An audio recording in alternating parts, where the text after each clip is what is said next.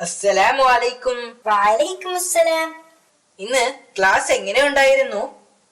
കൊള്ളാമായിരുന്നു അങ്കിൾ. അങ്കിളിന്റെ ജോലിയൊക്കെ എങ്ങനെയുണ്ടായിരുന്നു? നന്നായിരുന്നു. നീ നിന്റെ ഹോംവർക്ക് ചെയ്തു തീർത്തോ? അതെ അങ്കിൾ, സ്കൂളിൽ നിന്ന് വന്ന ഉടനെ തന്നെ ഞാൻ അതെല്ലാം ചെയ്തു തീർത്തു. Very good Abu. നീ ഇന്ന് കഥ കേൾക്കാൻ റെഡിയാണോ? അതെ അങ്കിൾ. ബിസ്മില്ലാഹ്. ദി സ്റ്റോറി ഓഫ് ഖദീജ റളിയല്ലാഹു അൻഹ. ഒരു ദിവസം ഖദീജ റളിയല്ലാഹു അൻഹ അവരുടെ കൂട്ടുകാരിയോട് സംസാരിക്കുകയായിരുന്നു. ഇതേപോലൊരു നല്ല മനുഷ്യനെ ഞാൻ ഇതിനു മുൻപ് കണ്ടിട്ടില്ല. ആദ്യമായിട്ടാണ് കച്ചവടത്തിൽ ഇത്രയധികം ലാഭമുണ്ടാകുന്നത്. അതിന് കാരണം ആ മനുഷ്യനാണ്. അബൂ ത്വാലിബിന്റെ അനന്തരവനെ ജോലിക്ക് നിർത്തിയത് എന്റെ ഭാഗ്യമാണെന്ന് തോന്നുന്നു. അതെ, നീ ഭാഗ്യവതിയാണ്, കൂട്ടുകാരി പറഞ്ഞു. നീ അദ്ദേഹത്തെ വിവാഹം കഴിക്കണമെന്നാണ് ഞാൻ ആഗ്രഹിക്കുന്നത്. അദ്ദേഹം നല്ലവനാണ്. മാത്രമല്ല നിനക്ക് അദ്ദേഹത്തെ വലിയ ഇഷ്ടവുമാണ്. അപ്പോഴാണ് ഖദീജ റളിയല്ലാഹു അൻഹ ഇക്കാര്യം ചിന്തിച്ചത്. നീ പറഞ്ഞത് ശരിയാണ്. എന്നെ വിവാഹം ചെയ്യാൻ സമ്മതമാണോ എന്ന് നീ അദ്ദേഹത്തോട് ചോദിക്കുമോ? അടുത്ത ദിവസം അവൾ പ്രവാചകനെ കാണാൻ പോയി. അദ്ദേഹത്തെ കണ്ട ഉടൻ തന്നെ ചോദിച്ചു, താങ്കൾ എന്താണ് വിവാഹം കഴിക്കാത്തത്? എനിക്ക് ഒരു കുടുംബത്തെ പിന്തുണയ്ക്കുന്നതിനുള്ള മാർഗമില്ല. പ്രവാചകൻ സത്യസന്ധമായി മറുപടി പറഞ്ഞു, ആ ഉത്തരവാദിത്വം നിങ്ങൾക്ക് ഏറ്റെടുക്കേണ്ടതില്ലെങ്കിൽ നിങ്ങൾ ഒരു വിവാഹത്തിന് സമ്മതിക്കുമോ? അവൾ ചോദിച്ചു. അതെങ്ങനെ സാധ്യമാകും? പ്രവാചകൻ ചോദിച്ചു. ഖദീജയെ കുറിച്ച് താങ്കളുടെ അഭിപ്രായം എന്താണ്? അവർ വീണ്ടും ചോദിച്ചു. ഞാൻ അവരെ ബഹുമാനിക്കുന്നു. അവർ അറിവും ദൈവഭക്തിയുമുള്ള ദയാലുവുമായ ഒരു സ്ത്രീയാണ്. അദ്ദേഹം മറുപടി പറഞ്ഞു. അവർ താങ്കളെ വിവാഹം ചെയ്യാൻ ആഗ്രഹിക്കുന്നുവെങ്കിൽ താങ്കൾ എന്തു ചെയ്യും? അവർ ചോദിച്ചു. പ്രവാചകൻ ഇത് കേട്ട് അത്ഭുതപ്പെട്ടു. ഒരു ജോലി നൽകിയതിൽ അദ്ദേഹത്തിന് അവരോട് വളരെ ബഹുമാനമായിരുന്നു. അമ്മാവനോട് സംസാരിച്ചതിനു ശേഷം ഞാൻ മറുപടി തരാം, അദ്ദേഹം പറഞ്ഞു. പ്രവാചകൻ തന്റെ അമ്മാവനോട് ഈ കാര്യത്തെക്കുറിച്ച് പറഞ്ഞപ്പോൾ അബൂ ത്വാലിബിന് വളരെയധികം സന്തോഷമായി.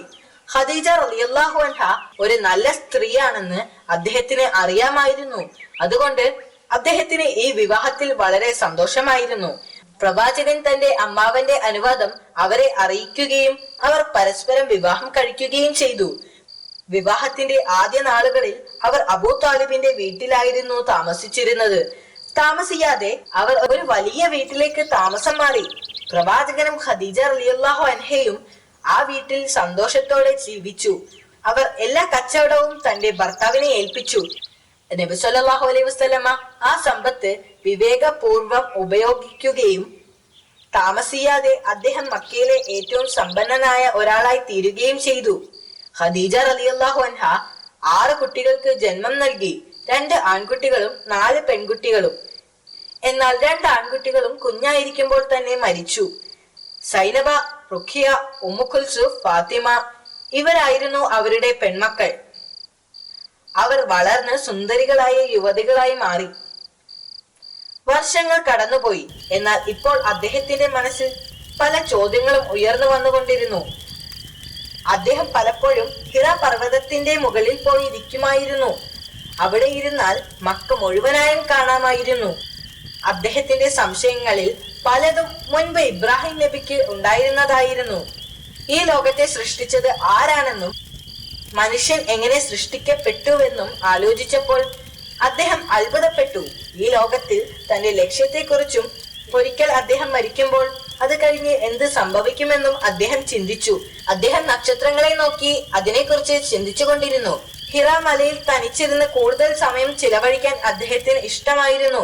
ഖദീജ റളിയല്ലാഹു അൻഹ തന്റെ ഇളയ മകൾ ഫാത്തിമയുടെ കയ്യിൽ അദ്ദേഹത്തിനുള്ള ഭക്ഷണം കൊടുത്തയക്കുമായിരുന്നു.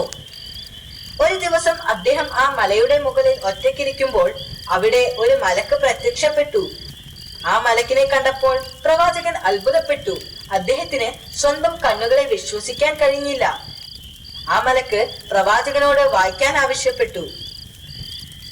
എഴുത്തും വായനയും അറിയാത്ത അദ്ദേഹത്തിന് എങ്ങനെ വായിക്കാൻ കഴിയും? എനിക്ക് വായിക്കാൻ അറിയില്ല, അദ്ദേഹം മലക്കിനോട് പറഞ്ഞു. പെട്ടെന്ന് ആ മലക്ക് അദ്ദേഹത്തെ പിടിച്ചുകൊണ്ട് വീണ്ടും പറഞ്ഞു, വായിക്കുക. എനിക്ക് വായിക്കാൻ അറിയില്ല, അദ്ദേഹം കരഞ്ഞുകൊണ്ട് പറഞ്ഞു. അപ്പോൾ മലക്ക് അദ്ദേഹത്തെ നന്നായി പിടിച്ചമർത്തി. അദ്ദേഹത്തിന് നന്നായി വേദനിക്കുന്നുണ്ടായിരുന്നു. അദ്ദേഹം തളർന്നു പോയി.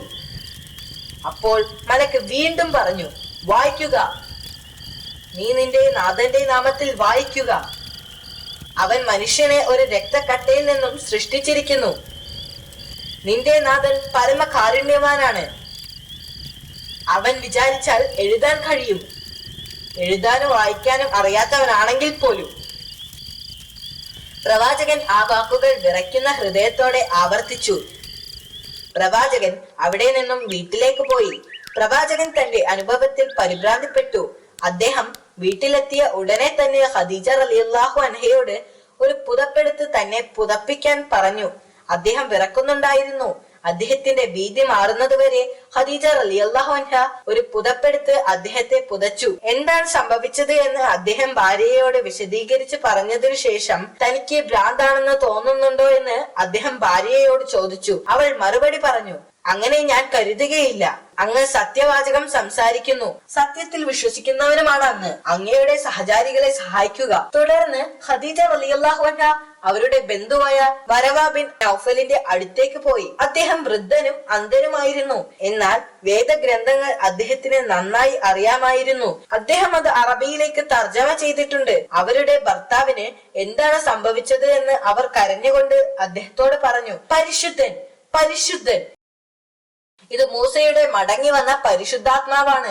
അദ്ദേഹം തന്റെ ജനത്തിനു വേണ്ടി പ്രവാചകനാകും. ഹൃദയത്തിൽ ധീരത കാണിക്കാൻ അദ്ദേഹത്തോട് പറയുക. പ്രവാചകന്റെ ജീവിതത്തിൽ തുടർന്നും ഇതുപോലെയുള്ള വെളിപ്പെടുത്തലുകൾ ഉണ്ടായി.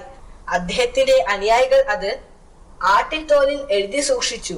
ക്രമേണ അദ്ദേഹത്തിന് വെളിപ്പെടുത്തലുകളുടെ അർത്ഥം മനസ്സിലായി തുടങ്ങി. ഖുർആനിന്റെ സന്ദേശങ്ങൾ പ്രചരിപ്പിക്കുന്നതിന്റെ ഉത്തരവാദിത്തത്തെ കുറിച്ച് അദ്ദേഹം മനസ്സിലാക്കി.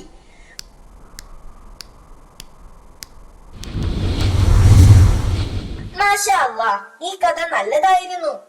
നിനക്ക് ഇഷ്ടപ്പെട്ടതിൽ എനിക്ക് വളരെയധികം സന്തോഷമായി. ഖദീജ റളിയല്ലാഹു അൻഹയെ കൂടുതൽ കഥകൾ പറഞ്ഞു തരുമോ അങ്കിൾ?